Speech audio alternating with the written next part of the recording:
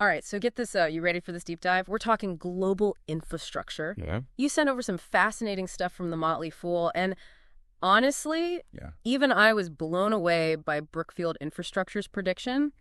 They're saying we're on the verge of a $100 trillion investment supercycle. Wow. That's not a typo, 100 trillion. It's a number so big, it's almost impossible to grasp, right? Think about it. Yeah. That's more than the entire global GDP invested in things like roads, bridges, power grids, the stuff that makes the world tick. Exactly. And it's all happening over the next 15 years. Crazy. Okay, I have to ask, Yeah. what's driving this?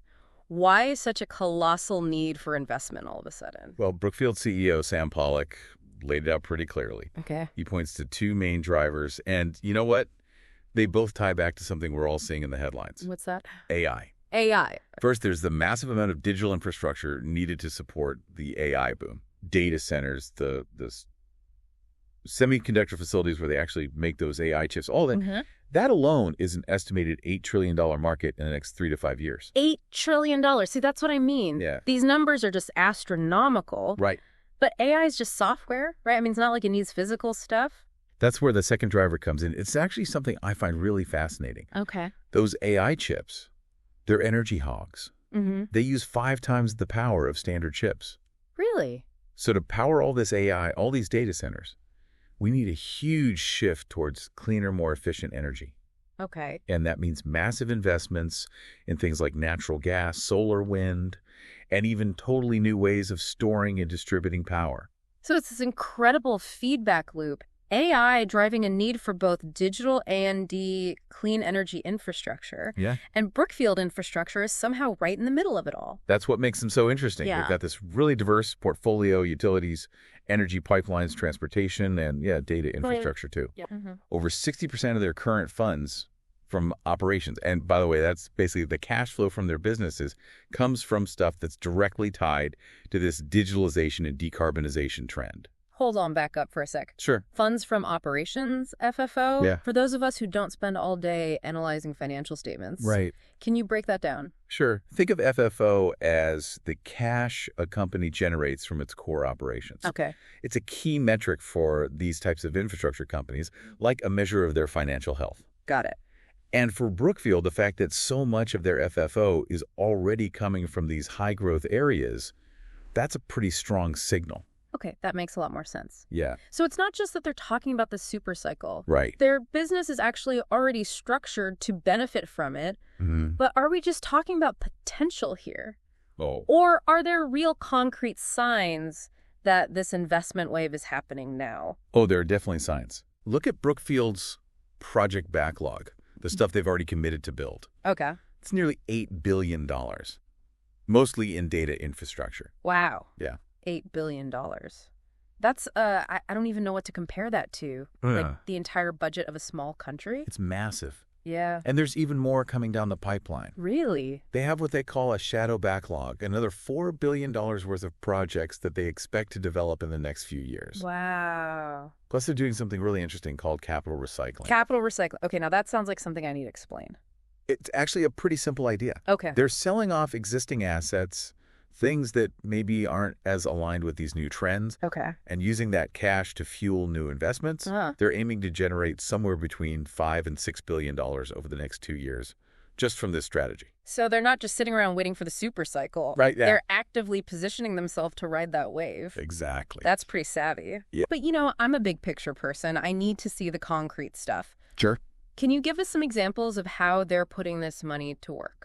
Absolutely. Oh. One of the most notable investments is $3.9 billion going into 2 semiconductor fabrication facilities that Intel is building right here in the U.S. Wow, so they're literally funding the factories where those AI chips are made. Exactly. Okay. And they're also pouring $1.2 billion into expanding their global data center platform. So they're covering both sides of the equation. Okay, now that's what I'm talking about. Yeah. It's all starting to come together. Yeah. But let's get real for a second. Okay. This is all fascinating from a global perspective. Yeah. But what does it mean for someone listening who might be thinking, hey, I want a piece of that action? What's the potential upside here from an investment standpoint? Well, buckle up, because Brookfield is projecting some eye-popping numbers. Okay. They're anticipating annual FFO per share growth exceeding 10%. Wow.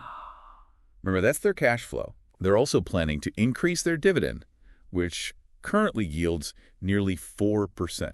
Hold on, back up again. Sure. Dividends? What are those again?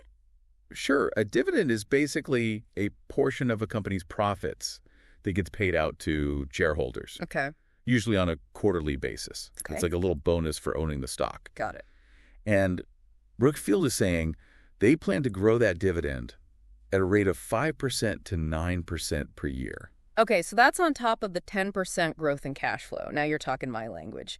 But what does that mean in terms of actual returns? Right. What could someone potentially earn by investing in Brookfield? Well, if you put it all together, they believe they have the potential to deliver mid-teen total annual returns over the long term. Mid-teen returns, that's potentially life-changing. Yeah, it could be huge. Tell me more about how that's even possible. We'll dive into that a bit more later, but just to be clear, these are projections, not guarantees. Right. The stock market is inherently risky. Yeah. But based on the trends we're seeing and Brookfield's aggressive positioning, they seem to be in a really, really good spot to benefit from this massive infrastructure wave. Okay, so lots to unpack here. Yeah. We've got AI driving a $100 trillion wave of investment.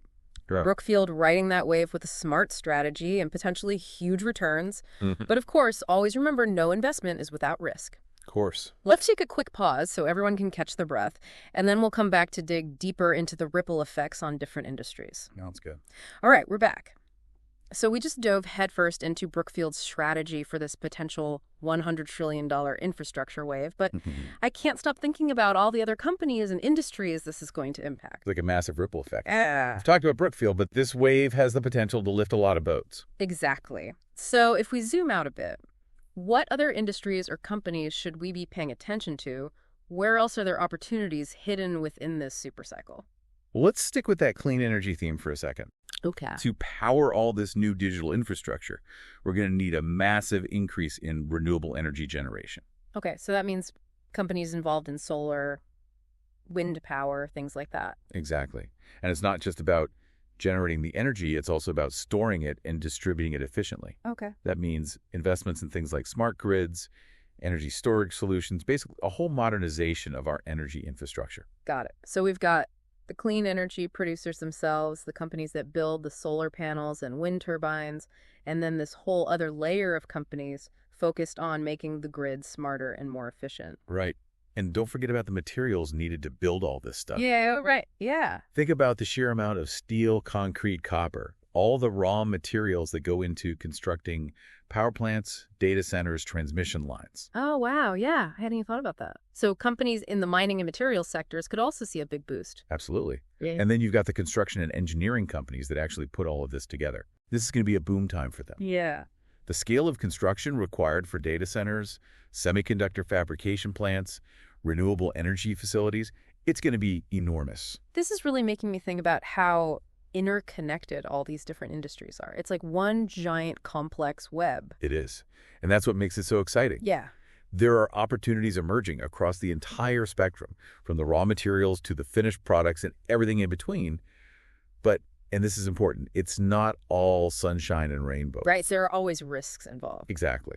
One of the biggest challenges is going to be navigating the regulatory landscape. These are massive infrastructure projects, and they often involve really complex permitting processes. Plus, they can be subject to political scrutiny. So companies that can move quickly and effectively through those bureaucratic hurdles are going to have a real advantage. Absolutely. They'll be the ones that can get these projects up and running faster and start generating returns. Okay, so regulatory hurdles are a big one. What other risks should investors be aware of? Well, inflation is a major concern. Mm-hmm. We're talking about trillions of dollars flooding into these sectors. That could push up the cost of labor materials, everything. Yeah, And that could eat into companies' profits. that makes sense.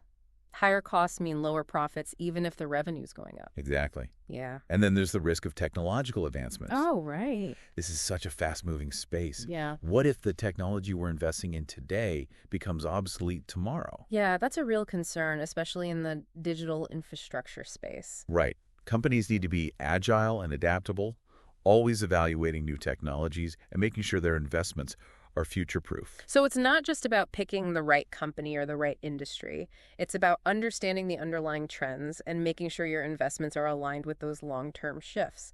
It's like you said earlier, due diligence is key. It really is. Yeah. This isn't a get-rich-quick scheme. Right. It's about understanding the forces that are shaping the future and positioning yourself to potentially benefit from them over the long haul. All right, so we've covered some of the potential opportunities, but it's clear there are risks involved as well. Investors need to do their homework, understand the landscape, and be prepared for the long game. And that brings us to a really interesting point. Okay. We've talked a lot about investing in companies, but this whole supercycle raises a really important question for each of us. Oh. What's that? Well, what about investing in yourself? What skills or knowledge might you need to develop to thrive in this rapidly changing world? That's such a good question. And a perfect segue into our final part. When we come back, we'll be exploring the global implications of this infrastructure boom, who might benefit the most, and maybe even answer your question about investing in ourselves. Don't go anywhere. Okay, before the break, we were talking about investing in ourselves. Yeah. It's not something you hear every day in the financial world, Right. but it makes total sense given the scale of this infrastructure wave. Absolutely. Yeah. Think about it. This isn't just about building things. Yeah. It's about creating the workforce of the future. The people who will design, build, maintain, and innovate on all this new infrastructure. So what kind of skills are we talking about here? What should people be focusing on if they want to ride this wave? Well, obviously, there's a huge demand for engineers, civil engineers, electrical engineers, software engineers, you name it. Okay. But it goes beyond that. Okay. We're going to need project managers, data analysts, cybersecurity experts. The list goes on. Okay, so there are tons of opportunities for people with technical skills, but what about those of us who aren't, coding wizards or engineering geniuses? That's a great question. There are still plenty of opportunities. Like what? Think about the areas we've been discussing. Okay. Renewable energy, for example. There's a growing need for people who understand the policy and regulatory landscape. Okay. People who can finance these projects, people who can communicate the benefits to the public. Right. So there are roles for people with legal, financial, and even communication skills. It's not just about hard technical skills. Exactly. And honestly, no matter what your background is, there's one skill that's going to be absolutely essential in this rapidly changing world. What's that? The ability to learn and adapt. Okay. I can definitely get behind that. So how do we even begin to invest in ourselves? Where do we go to learn these new skills? Well, there are so many resources available. Yeah. Online courses, boot camps, traditional degree programs, you name it. The key is to identify the skills that are in demand, the ones that align with your interests, and then find the right path for you. That makes a lot of sense. It's like instead of just trying to pick the winning stocks, we need to think about becoming the winning assets ourselves. That's a great way to put it. Invest in your own education, your own development, and you'll be well positioned to benefit from this incredible transformation that's happening all around us. Wow. Okay, I think you've just given us all a lot to think about. But before we wrap up, there's one last thing I wanted to touch on. We've talked a lot about the impact of this supercycle on companies and individuals, but what about its impact on different countries and regions? Is this going to be a rising tide that lifts all boats, or are there going to be winners and losers in this global infrastructure race? That's a fascinating question, and honestly, it's one that has a lot of experts scratching their heads. Yeah. The reality is some countries are going to be much better positioned than others to capitalize on this trend. So what factors are going to determine who comes out on top? What should countries be focusing on? Well, first and foremost, they need to create a stable and supportive regulatory environment. Okay. Countries that can streamline permitting processes, create incentives for private investment, and basically make it easy for businesses to operate. Those are the ones that are going to attract the most capital. Right. So it's not just about having the resources or the raw materials, it's about creating the right environment for investment to flourish. What else? Another key factor is access to skilled labor. These massive infrastructure projects are going to require a workforce with a very specific technical skills. Countries with strong education and training programs in engineering, construction, and technology are going to be in a much better position to meet that demand. So it's not just about investing in physical infrastructure, it's about investing in human capital as well. Absolutely. Yeah. And then, of course, there's the issue of access to capital. Okay. Funding these massive projects is going to require trillions of dollars, and it's going to come from both the public and private sectors.